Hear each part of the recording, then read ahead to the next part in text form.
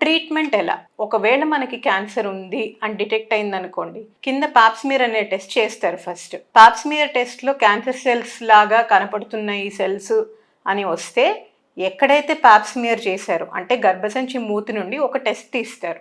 అదే చోట గర్భసంచిలో నుండి ఒక చిన్న పీస్‌ని, గర్భసంచి మూతి దగ్గర నుండి ఒక చిన్న పీస్‌ని తీసి టెస్టింగ్‌కి పంపిస్తారు. సో, దాంట్లో మనకి నిజంగా క్యాన్సర్ సెల్స్ ఉన్నాయా లేవా అనేది ఖచ్చితంగా తెలుస్తుంది. ఒకవేళ క్యాన్సర్ సెల్స్ ఉన్నాయి అని తెలిస్తే దానికి స్టేజింగ్ అనేది చేస్తారు. ఏ స్టేజ్‌లో క్యాన్సర్ ఉంది అనేది కనుక్కొని దాన్ని బట్టి ట్రీట్మెంట్ ప్రోటోకాల్స్ ఉంటాయి.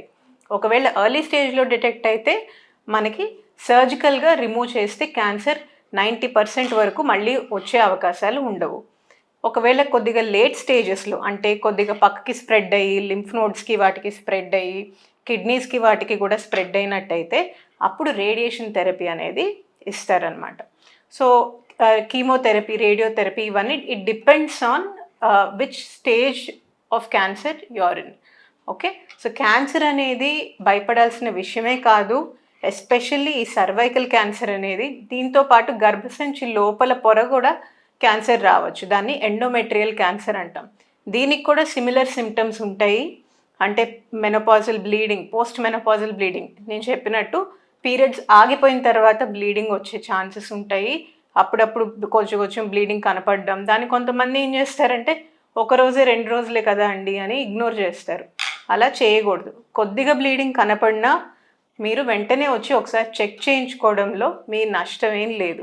ఒకవేళ అది క్యాన్సర్ అయితే మీరు అర్లీగా ఐడెంటిఫై చేస్తే ట్రీట్మెంట్ ఇవ్వడానికి చాలా ఈజీ అవుతుంది. సో, ఇవి గుర్తుంచుకోవాల్సిన విషయాలు. ఇంకొకటి cervical cancer, endometrial cancer, ovarian cancer. These are the 3 main cancers ఆడవాళ్ళలో వచ్చే క్యాన్సర్స్. ఒవేరియన్ క్యాన్సర్ అంటే అండాశయంలో క్యాన్సర్ అనమాట. అండాశయంలో క్యాన్సర్లు ఎలా ఉంటాయి? పెద్ద పెద్ద నీటి బుడగల్లాగా ఫస్ట్ స్టార్ట్ అవుతాయి. లేదా చిన్న నీటి బుడగలే అవ్వచ్చు. కానీ ఎక్కువ రోజుల నుండి అలాగే ఉంటున్నాయి. అంటే వాటిని ఎందుకు ఉంటున్నాయి అనేది కొన్ని బ్లడ్ టెస్టులు ఉంటాయి. అలాగే స్కానింగ్స్ ద్వారా మనం తెలుసుకోవడం జరుగుతుంది. సో, వీటన్నిటికీ పరిష్కారాలు అయితే ఉన్నాయి. సో, మీరు క్యాన్సర్ వచ్చింది కదా అని భయపడిపోయి ఇంట్లో కూర్చోవడం కరెక్ట్ కాదు. క్యాన్సరా కాదా అని ఫస్ట్ తెలుసుకోవాలి. క్యాన్సర్ అయితే ట్రీట్మెంట్ వెంటనే స్టార్ట్ చేస్తే అది మెరుగుపడే అవకాశాలు చాలా ఎక్కువ.